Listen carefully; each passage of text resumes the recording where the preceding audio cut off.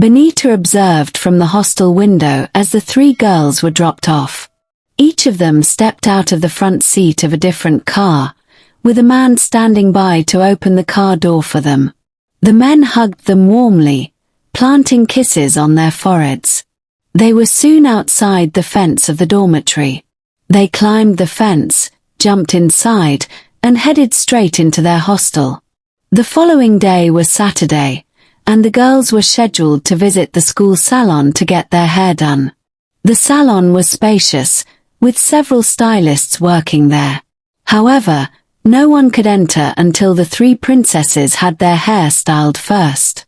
They paid the hairstylists extra to focus solely on them, leaving the entire school waiting until they finished. After they were done, then the other girls would go and make their hair. But Bonita was from a poor background. She attended Apex College, a prestigious all-girls boarding school, because of the scholarship she got. She and Joy were the only two girls who won Madame Margaret prestigious scholarship. That was what gave them the chance to be at Apex College. Hair grooming at Apex College incurred extra expenses. She and her friend Joy made simple weaving styles for each other. They could not afford the luxury of the school salon because the pocket money they received from their parents was barely enough for them. They were soon done with their hair. They left the lobby and went straight into their hostel to settle down. But Linda, Sarah, and Rosalind could not hold their laughter. Just take a look at them. Ugly monkeys. They don't understand that beauty is money. Some other students joined them in their laughter. At the far side of the dormitory stood their corner.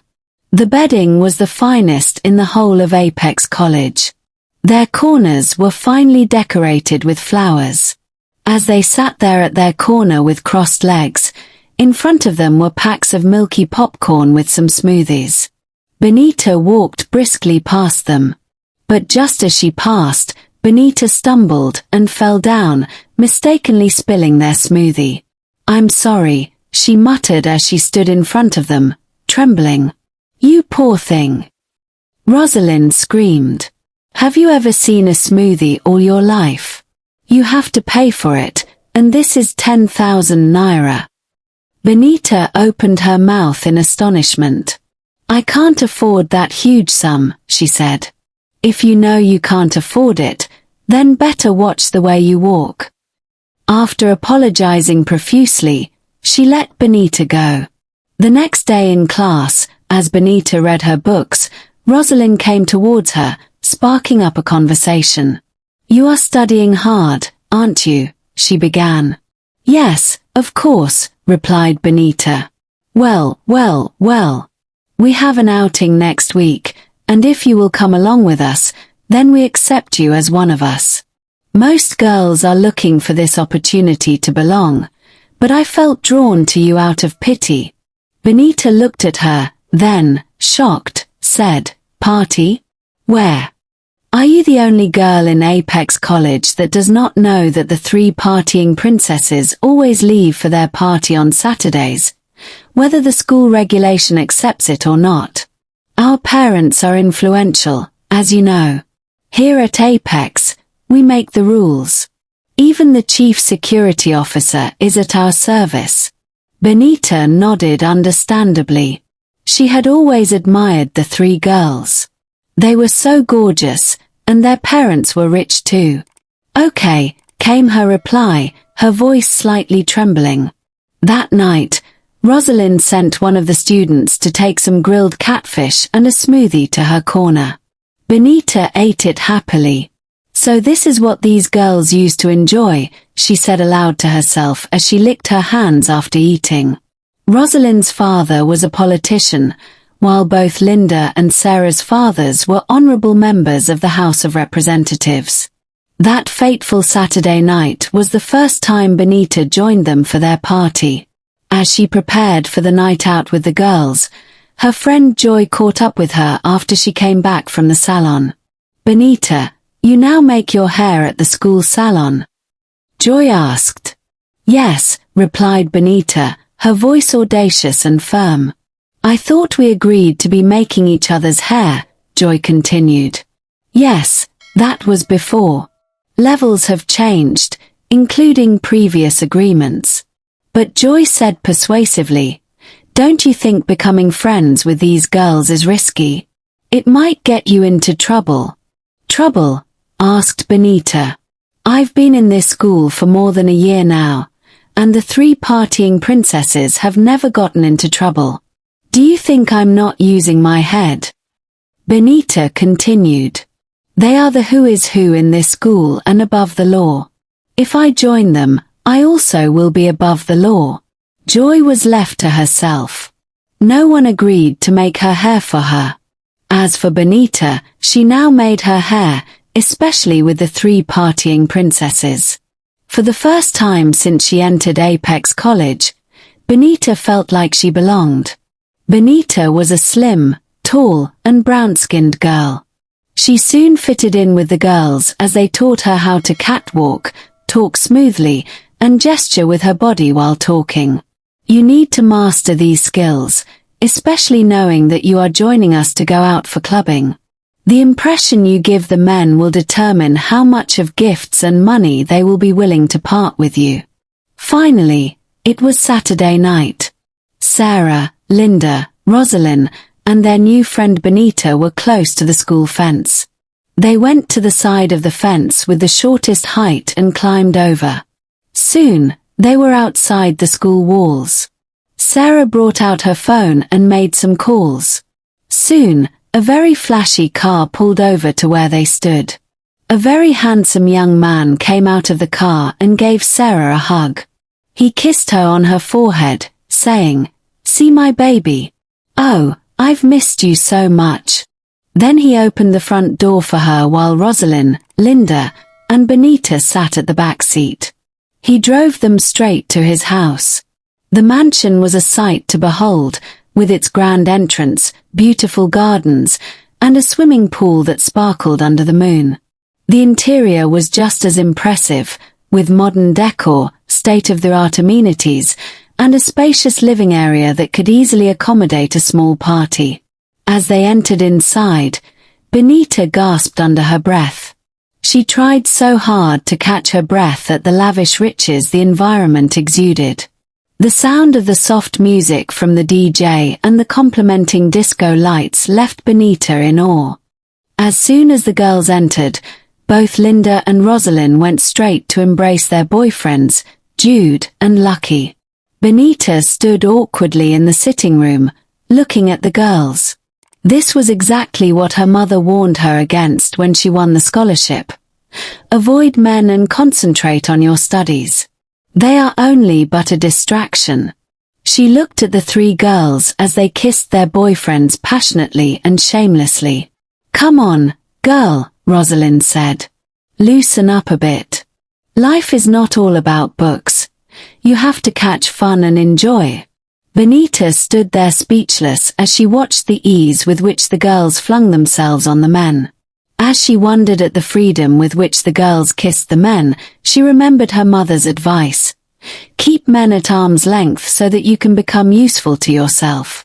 But these girls have never gotten pregnant despite being free with men. As she thought about this, a man came to meet her. He was tall and handsome. His aura didn't go unnoticed. "Hey, fine angel. How are you doing? Can I keep your company?" Benita's heart skipped a bit.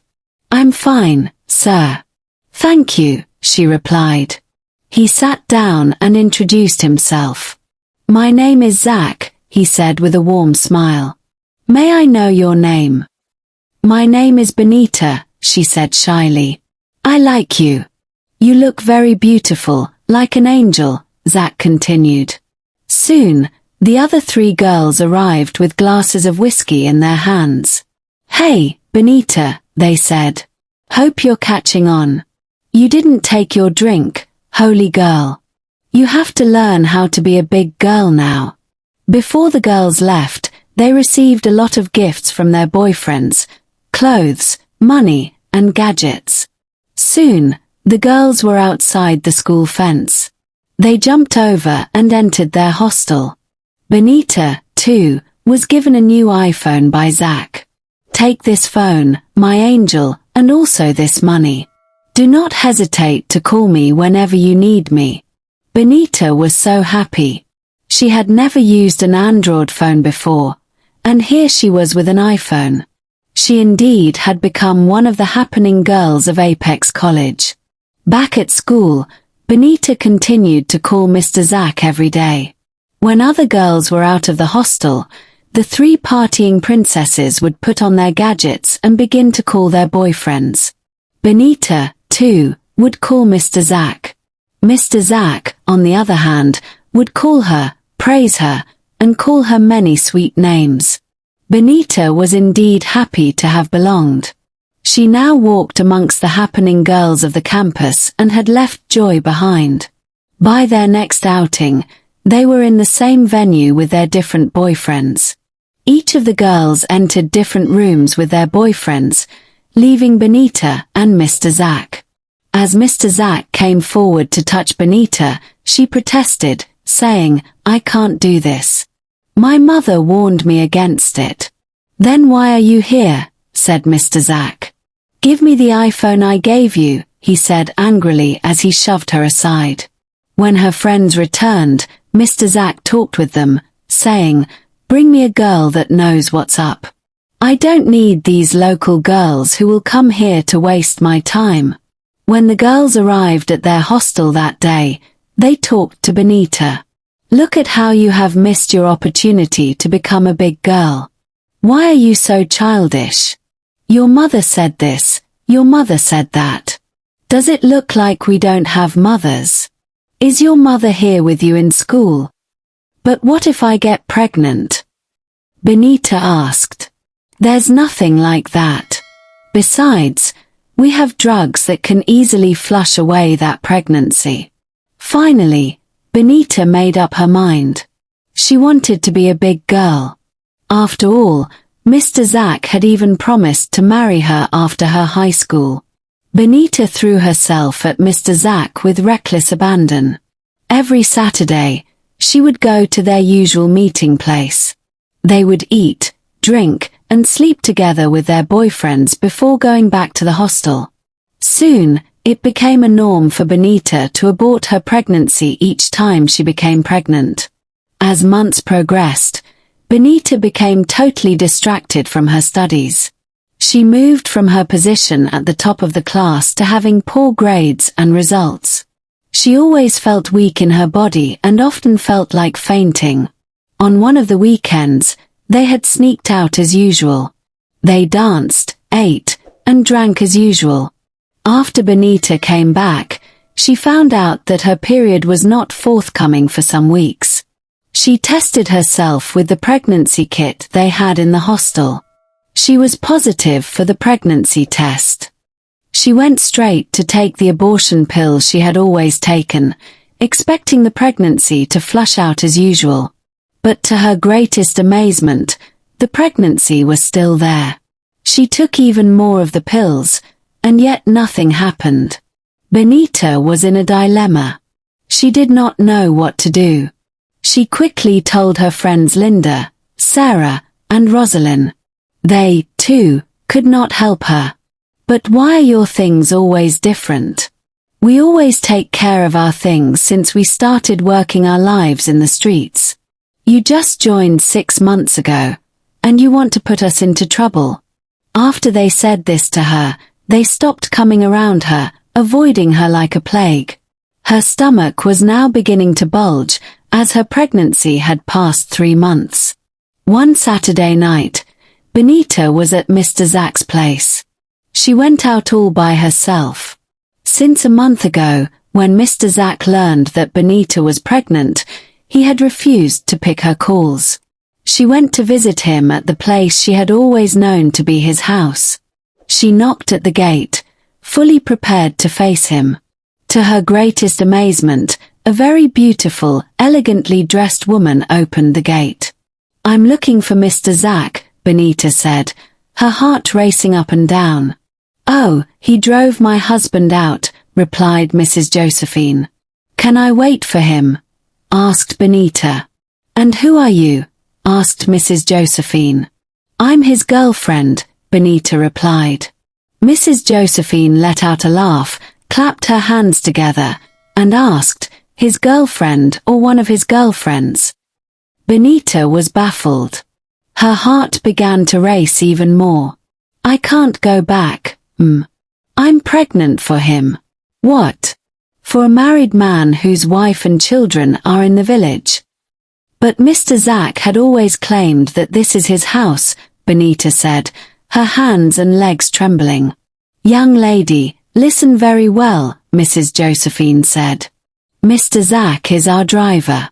We just traveled on a vacation for 6 months, and that is why he began fooling around with women, claiming that this place is his house. Apart from his wife and children who are in the village, you are the third lady who has come here to claim you are pregnant for him." Benita was dumbfounded. She sat on the floor, put her hands on her head, and sobbed, cried, and wailed. "Stop, my dear. Do you have a mother?" Mrs. Josephine asked. "Yes," Benita replied. "If you know what is good for you, go back to your mother," Mrs. Josephine advised. Benita was left all to herself, her mother's advice staring at her face. She did not know what to do, whether to go back to her mother in the village or to go back to the hostel. She could not think. All she remembered was that the money she had was not enough to travel back to the village. Even if she had enough money, could she face her mother after throwing away her advice? She soon decided to go back to the hostel and find a solution. She arrived at the hostel, climbing through the school fence as usual. As she laid down on her bed, Benita thought about many things. If the school authority found out that she was pregnant, they would expel her in a disgraceful manner. But facing her mother was something she could not do. That night, she slipped to Rosalind's corner, kneeling down to beg her. She begged her to take her to an abortionist. Rosalind refused at first, but because of the way she cried and begged, Rosalind agreed to help. The next Saturday night, both of them climbed the school fence as usual. Outside the school premises, they went to a quack doctor who performed abortions using sharp instruments to pull the fetus out of the womb. "This pregnancy is now 4 months, the quack doctor said. "This process is very risky and is even riskier at this stage," he continued. The 2 girls pleaded with the doctor, and after much persuasion, the quack doctor decided to perform the abortion. Before daybreak, the abortion had been concluded. As the 2 girls went back to the hostel, just as they were about to enter through the hostel connecting gate, Benita slumped outside the hostel. She was bleeding profusely. Some students who saw her raised an alarm. The school authority was alerted. They quickly came over and rushed Benita to the hospital. There at the hospital, Benita's parents were alerted. The doctors tried their best to save Benita's life, carrying out multiple surgeries on her bleeding womb, but it was too late. Benita died on the operating table, having lost a lot of blood. This story encourages young girls to remain patient and focused on their studies. It emphasizes the importance of listening to your mother's advice and steering clear of negative influences that encourage you to disregard the good guidance from your parents. If you make a mistake or find yourself in a difficult situation, don't hesitate to return to your parents. It's far better to endure momentary scolding from them than to seek dangerous solutions on your own that could cost you your life. If you enjoyed this story, please give it a thumbs up, leave a comment, and subscribe to our channel for more incredible African folktales.